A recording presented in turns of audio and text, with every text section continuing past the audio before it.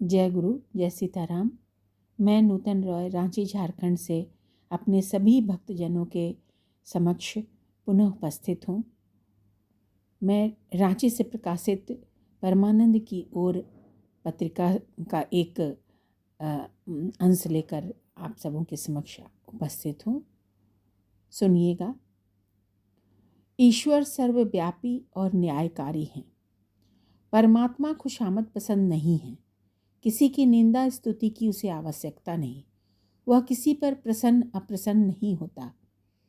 पूजा उपासना एक प्रकार का आध्यात्मिक व्यायाम है जिसके करने से हमारा आत्मबल बढ़ता है। सतोगुण की मात्रा में वृद्धि होती है। ईश्वर को सर्वव्यापक समझने वाला पापों से डरेगा। कोतवाल सामने खड़ा हो तो चोर प्रकृति का मनुष्य भी उस समय साधु सा आचरण करता है। सबसे बड़े कोतवाल ईश्वर को जो अपने अंदर बाहर चारों ओर व्यापक देखता है, वह दंड से डरेगा और पाप न कर सकेगा। प्राणी मात्र में ईश्वर को व्यापक देखने वाला व्यक्ति सबके साथ सद्व्यवहार ही कर सकता है। यह ईश्वरीय दृष्टि प्राप्त करना ईश्वर आराधना का प्रधान उद्देश्य है। ध्यान, प्रार्थना, पूजा, कीर्तन, जप आदि ऐसी मनोवैज्ञानिक क्रियाएं हैं जिनके द्वारा मनोभूमि में चिपके हुए अनेकों कुसंस्कार छूटते और उनके स्थान पर सुसंस्कारों की स्थापना होती है। ईश्वर के नाम पर लोक हितकारी कामों के लिए दान देना अपने ही व्यक्तिगत और सामूहिक सतोगुणी उन्नति करना है। वह समदर्शी और न्यायकारी है। सभी पुत्र उसे परम प्रिय हैं और सभी समान हैं। निष्पक्ष न्यायाधीश की तरह वह सबको उसके कर्मों के आधार पर फल देता है।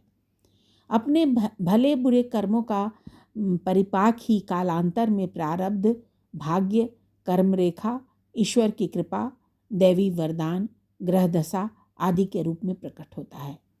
कर्म चाहे आज का हो चाहे पुराना, उसी का फल हमें मिलेगा। ईश्वर अपनी ओर से किसी के साथ विशेष क्रोध या प्रेम प्रकट नहीं करता। उसने सबको अत्यंत बहुमूल्य रथ शरीर, अत्यंत विलक्षण अस्त्र मस्तिष्क, संसार में उपस्थित अत्यंत सुखदायिनी वस्तुएं देकर अपनी दयालुता का परिचय दिया है। यह हमारा काम है कि अपने भले बुरे कर्मों द्वारा अपने जीवन को सुखी या दुखी चाहे जैसा बनाएं। वह किसी की क्रियाशीलता में हस्तक्षेप नहीं करता।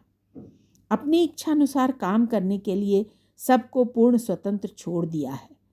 कर्म फल से कोई बच नहीं सकता। वह हर एक को अवश्य भुगतना पड़ता है। न्यायाधीश ईश्वर के न्याय से कोई भी बच नहीं सकता। जय गुरु, जय सीताराम। जय जय गुरु, जय जय सीताराम।